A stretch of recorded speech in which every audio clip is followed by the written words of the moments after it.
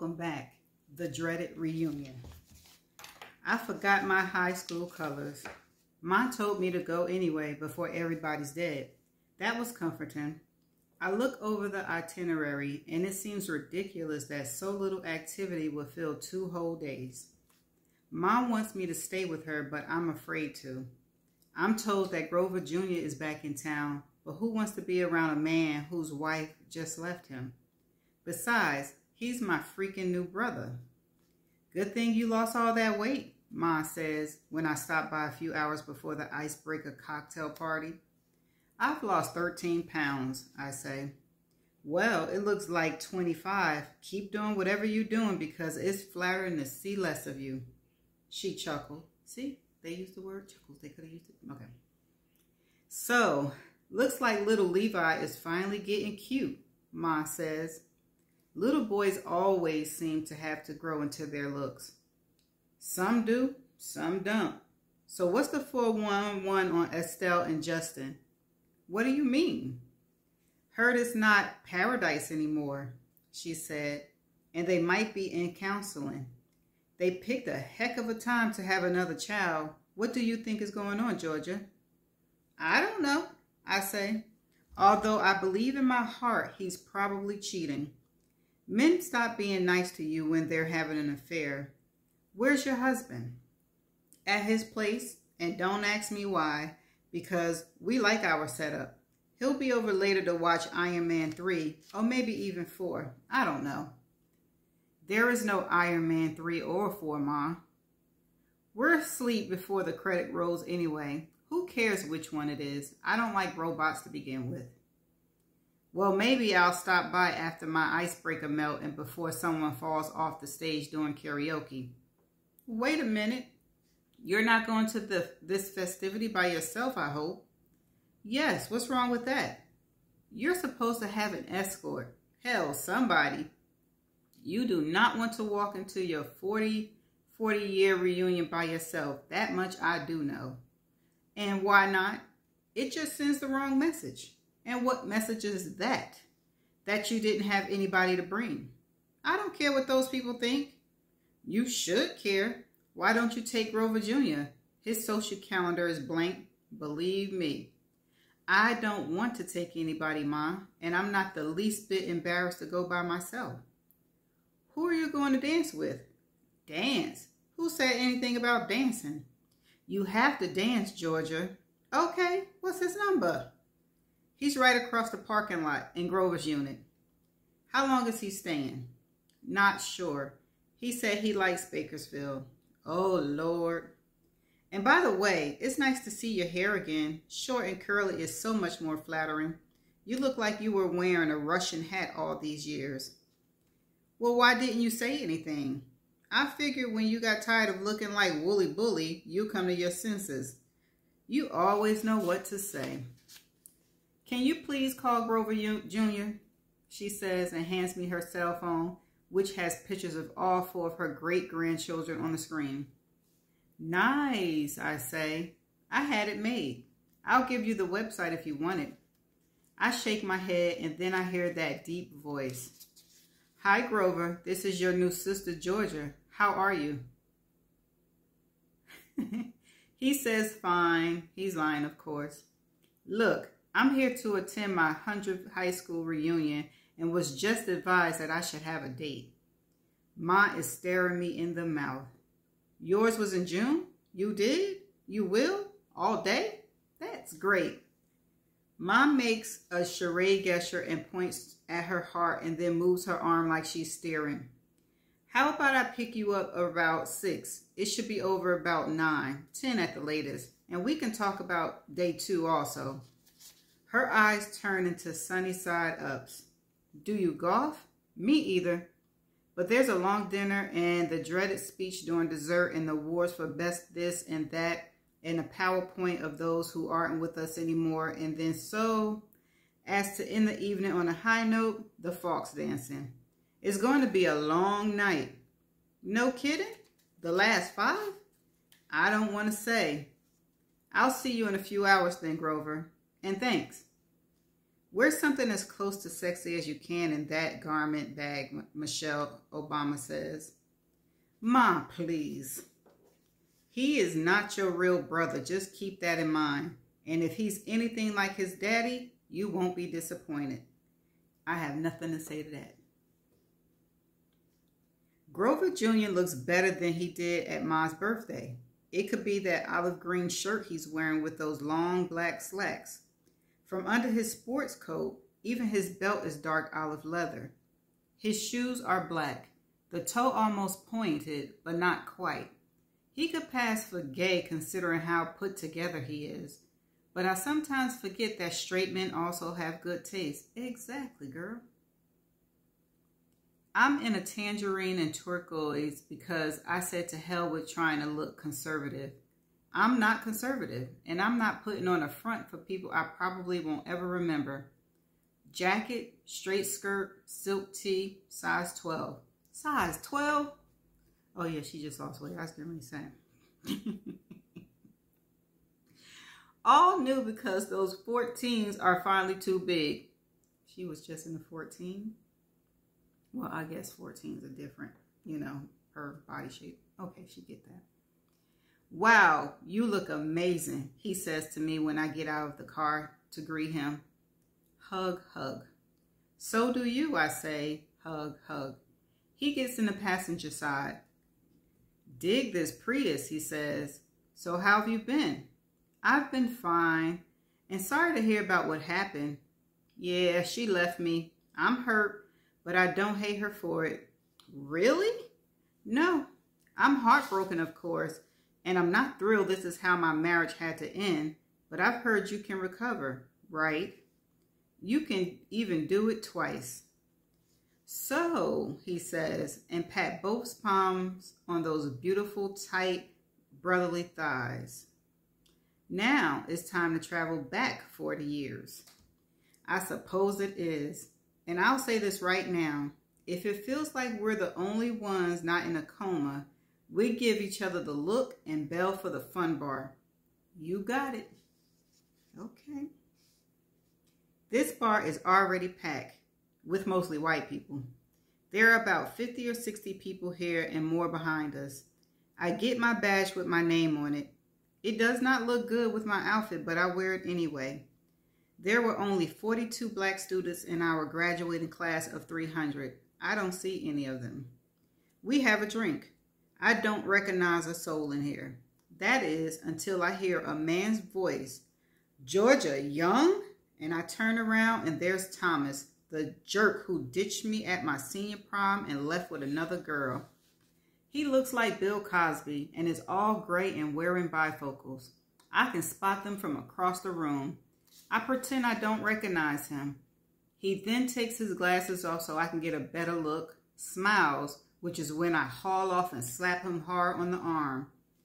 Hi, Thomas, long time no see, I say. Yeah, I deserve that, he said. Feeling better now? Yes, I say. How are you? Well, I'm here. Is this brother your husband? No, he's my brother. No, he isn't. I knew your brother. His father married my mother. Then he's not even a relative. Thank you, because girl, stop it. You're too grown for all of this foolishness. I'm Thomas, and you are? Grover. How are you, Thomas? So you must have done something unforgivable for her to have clipped you after all these years. She can tell you about it later. I had some undiagnosed issues back in the day. So are we drinking tonight? I suppose we are, I say. For the next hour, I walk around bumping into people I don't recognize and remember bits and pieces of why we didn't know each other, or why did I sit in the back row or the front row, and did I remember when and how I could forget? But then by the time everybody's drunk, they start doing karaoke. Most of the songs are rock and roll and country, all from the 70s, which certainly doesn't lift my hem. I didn't want to be the Carpenters or Helen Reddy or Olivia Newton-John or Cher or Judy Collins, but when Tina Turner's Proud Mary comes on, Grover looks at me and I look at him and we go for it. We rock the place, of course, because we got soul, and I wish I had my wig on. but afterwards we get a huge applause. When these alcoholics started spilling their drinks and falling off their stools, I give Grover the look. I dropped him off without incident.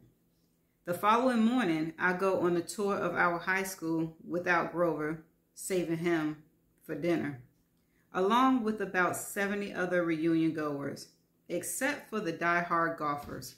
Everyone is hungover.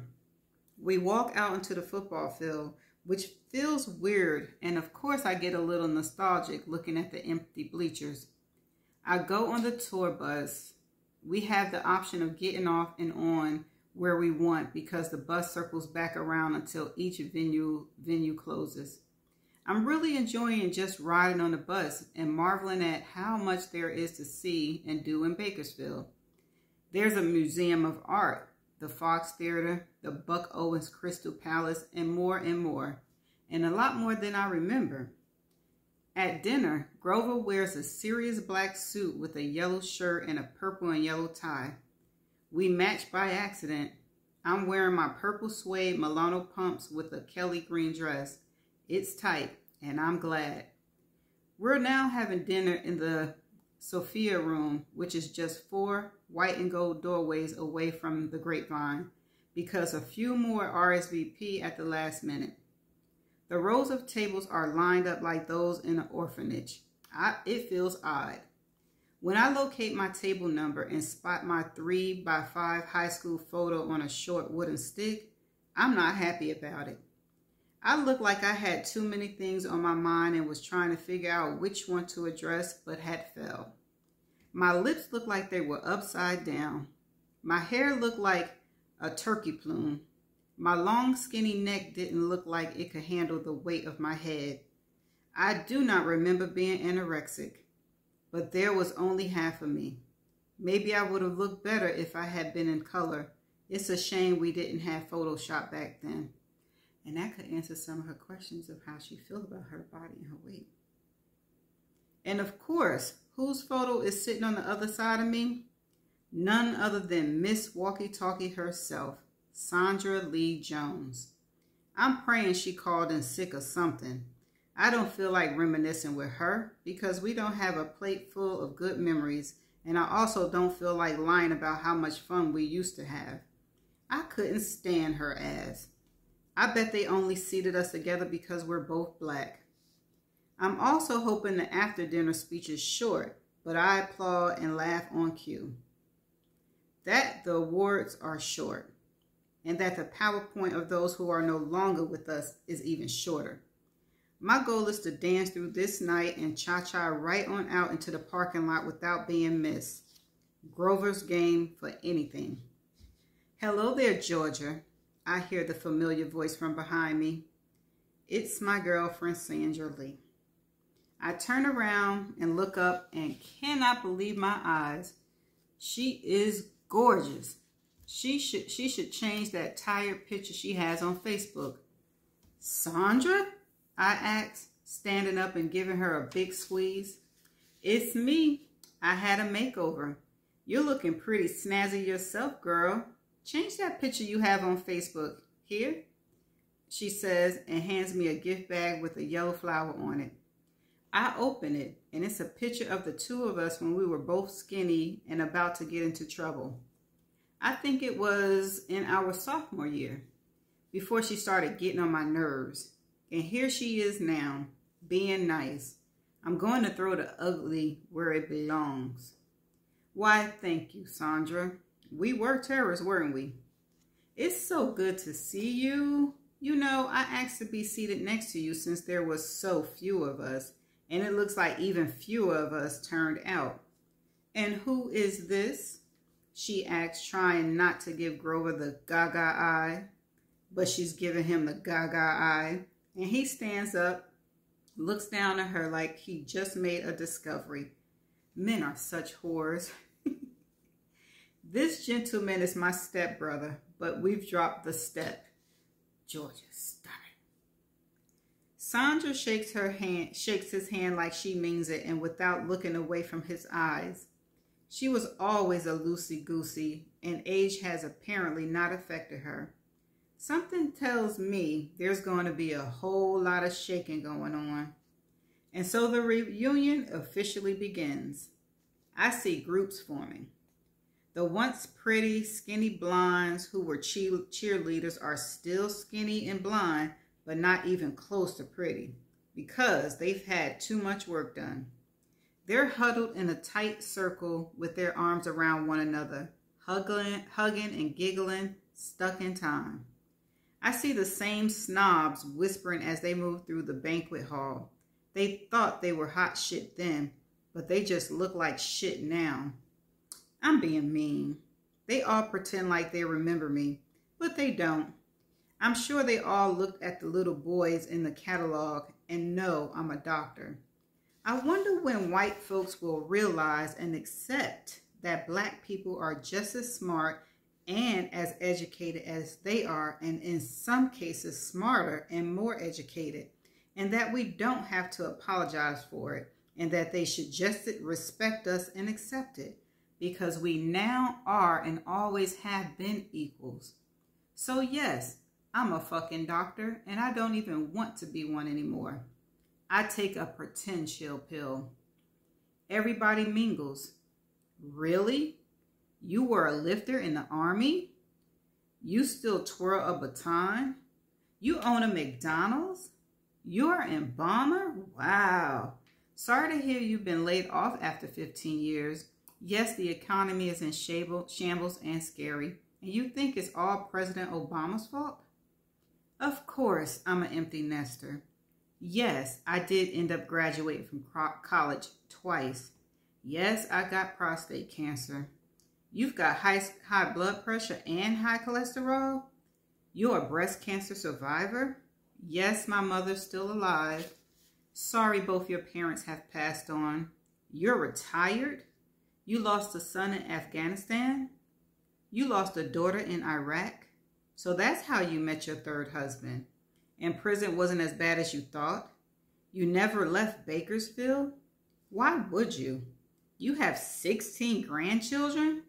This is only your second facelift? Now, I haven't been to Greece, but it's on my bucket list. Dinner is tasteful and tasty. Our reunion money was well spent. I excuse myself and head to the ladies' room. All I do is powder my nose because what I really needed was to breathe.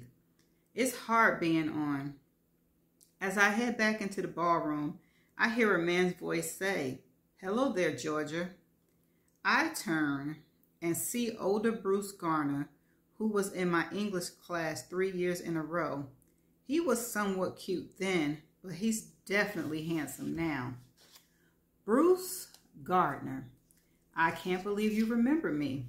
Of course I remember you. You didn't talk in class. I did. We sat next to each other. I think you cheated on a test once. I've never cheated on anything. I smile, he smiles. You look fabulous, he says, without pausing. So I read up on you, Georgia. You've done well for yourself. Not that I'm surprised. And don't freak out, but there's something I've been wanting to tell you after all these years. Okay, I'm all ears. I had a mad crush on you in high school. I get a very thick lump in my throat. You don't have to say anything. I've looked for you at least 4 reunions and was very disappointed not to see you. But here you are, and I just thought I'd tell you this. And you don't have to react or respond because it was worth getting off my chest and finally out of my heart. Wow. Okay, that's good enough, he says, and bends down and takes my hand and kisses it.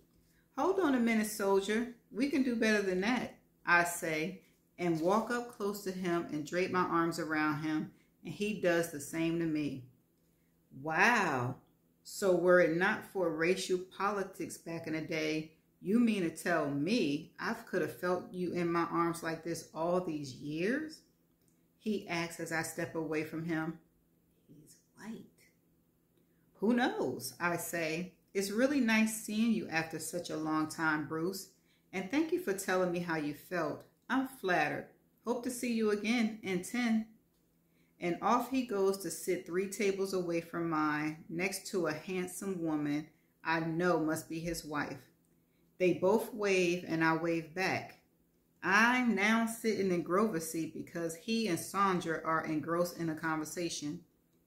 And then the awards and applause for longest marriage, oldest child, youngest child, the most grandchildren, the best dancer, which I was shocked to win, as I was no Janet Jackson back in the day. We see remnants of the sports teams and cheerleading squads. They pose for pictures.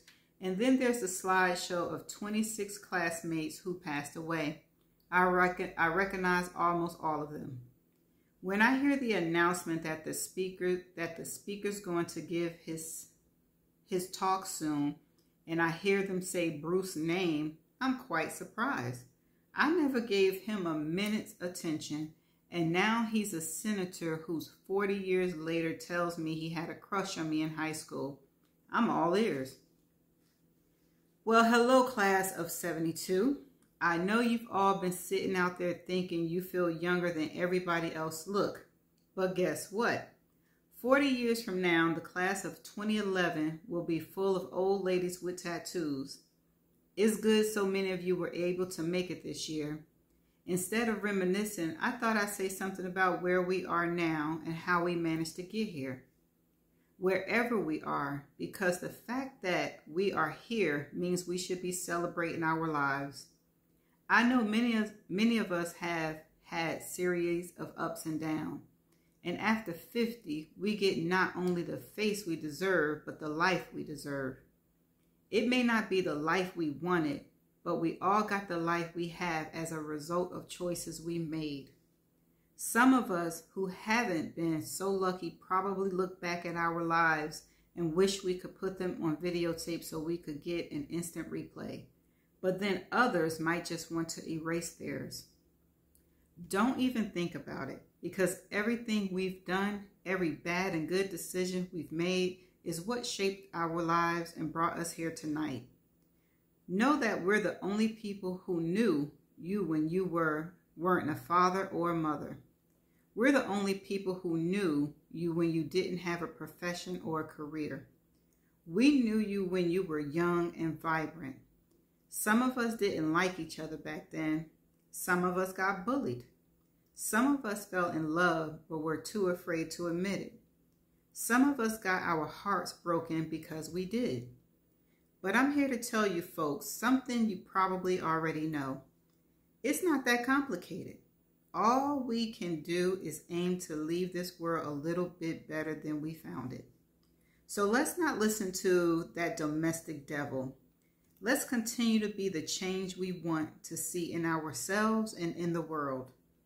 And regardless of how many times you've been divorced, or if you're still looking for that special someone, or you wish you'd chosen a different career, don't give up just yet. If you're still looking for your purpose, don't stop until you find it. Because guess what?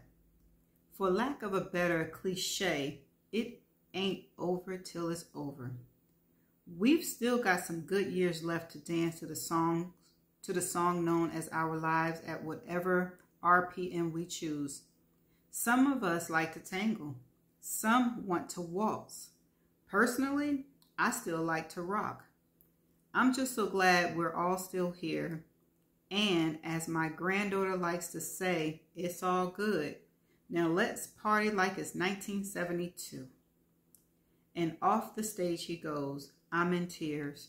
I'm standing like everyone in this banquet room is. We're applauding Bruce, but we're also applauding ourselves and our lives. And then we dance to all those songs from the 70s on up to right now. I danced with Bruce and his wife. Sandra danced with Grover. The floor is packed with middle agers who came here to celebrate and applaud one another. As we head out, everybody says goodbye to everybody. And some of us, people I assume didn't remember me and whom I didn't remember, acknowledge one another. Some of us hug and squeeze hands. And by the time I get into the car, as much as I didn't think I would, I have to admit I had fun. Oh, that is so cool. This chapter was really sweet. From the title, I was thinking that it was going to go wayward during the reunion, but it ended up being nice. And I don't really have much to say, but Georgia needs to stop calling Grover Jr. her brother, because he's not her brother, and you're 54 years old. You can't say that if you didn't grow up with him being like a brother. So stop it. So maybe that's her way of saying nothing gonna happen here. Maybe that's her protecting, you know, her space and her time and her energy by saying, okay, you cute and all, but no. Okay, I can dig it. I can dig why she keeps saying it. And let me think, anything else? She found out she had a white boy had a crush on her. Ooh, go ahead now. And when she put her arms around him, I said she better not kiss him, but I guess she just gave him a hug. All right, so I didn't have any definition words, and that's the end of this chapter, and I'll see you in the next chapter. Bye.